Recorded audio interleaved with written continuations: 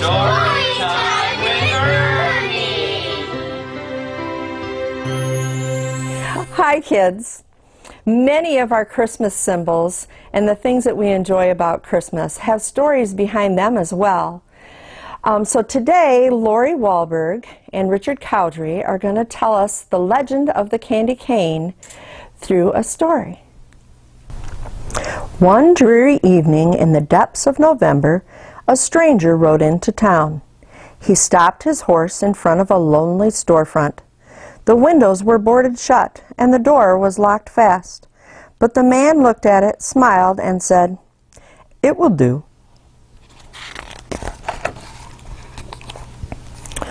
All through the short gray days and the long dark nights of November, the man worked.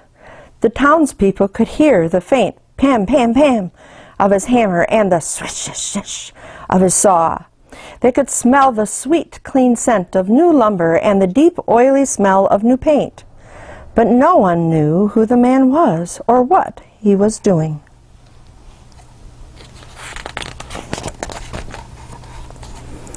The mayor hoped the man was a doctor to heal his illness. The young wives hoped he was a tailor to make beautiful dresses. The farmers hoped he was a trader to exchange their grain for goods. But the children had the strongest, deepest wish of all, a wish they did not tell their parents, a deep, quiet, secret wish that none of them said out loud. No one spoke to the man. No one asked if he needed help. They just waited and watched and wondered and wished. But one small girl watched and wondered, waited and wished longer than she could stand. And one snowy day she knocked at the stranger's door. "Hello," she said. "My name is Lucy. Do you need some help?" The man smiled warmly and nodded. Then he opened the door and Lucy stepped inside. A long counter ran down the side of the room. Bare shelves filled the opposite walls. In the back were dozens and dozens of barrels and crates. "Could you help me unpack?" the man asked. Lucy's heart sank at the sight of all the boxes. What if they were only barrels of nails and bags of flour? But she removed her dripping boots and hung her coat on a peg. On stocking feet, she crossed the rough wooden floor and knelt beside a crate. "Please open it," the man urged. Slowly, Lucy put her hand into the box and pulled out an object wrapped in tissue. Round and heavy, it almost slipped through the fingers. Lucy trembled a little as she unwrapped it.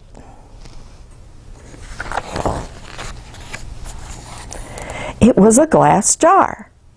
Lucy gave the man a puzzled look.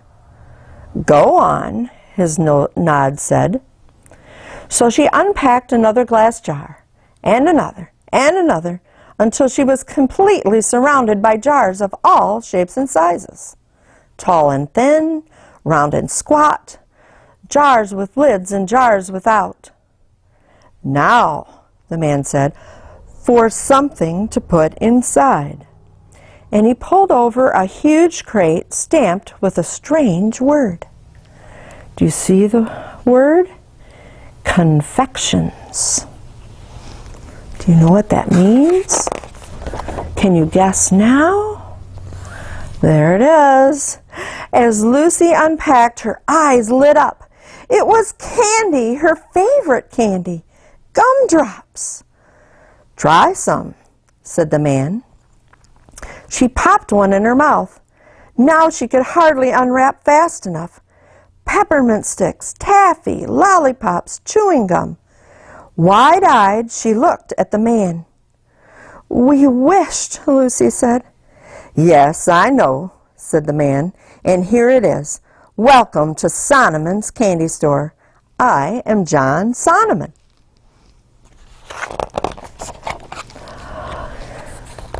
Soon the small store was filled with candies, gleaming in their glass jars. Raspberry suckers and tiny lemon drops, brightly colored jawbreakers and long tangles of licorice, pink and white peppermints for church, and butterscotch balls for company. Then, in the very last package, in the very last crate, was a candy Lucy had never seen before, a red and white striped candy stick with a crook on the end. "What is this?" Lucy asked. There it is.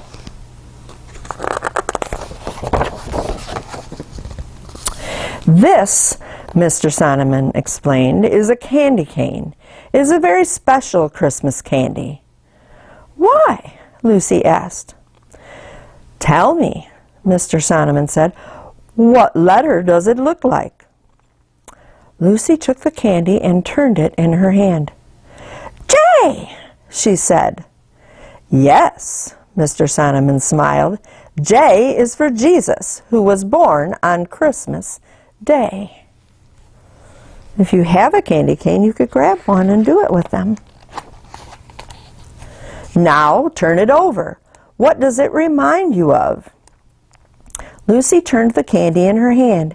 She peered down intently. "I know," she said firmly. "It's like a shepherd's staff." See, there we are. "Who were the first to find out about Jesus' birth?" Mr. Sonmen asked. "Shepherds in the field," Lucy answered, "watching over their flock by night." "But Mr. Sonmen, what are the stripes for?" Lucy asked. The man's eyes grew sad. The prophet Isaiah said, "By his stripes we are healed." Before he died on the cross, Jesus was whipped. He bled terribly. The red reminds us of his suffering and of his blood. "But then," Mr. Sonmen continued, "the candy is white as well. When we give our lives to Jesus, his blood washes away our sins, making us white and pure as snow." "That," he said, "is the story of the candy cane." "Is it a secret?" Lucy asked. Mr. Sonneborn looked at her for a long moment. "It's a story that needs to be told," he said. "Will you help me share it?" It was now the depths of December. The town was whipped round by blizzard winds. For days the sun hid itself. But every morning Mr. Sonmen and Lucy ventured out. They wore heavy woolen coats and bright hand-knit scarves, and in their stiff mittened fingers they each held a bag. They went to every house in town. They traveled to every farm in the country. They knocked on every door. In every home they told the story.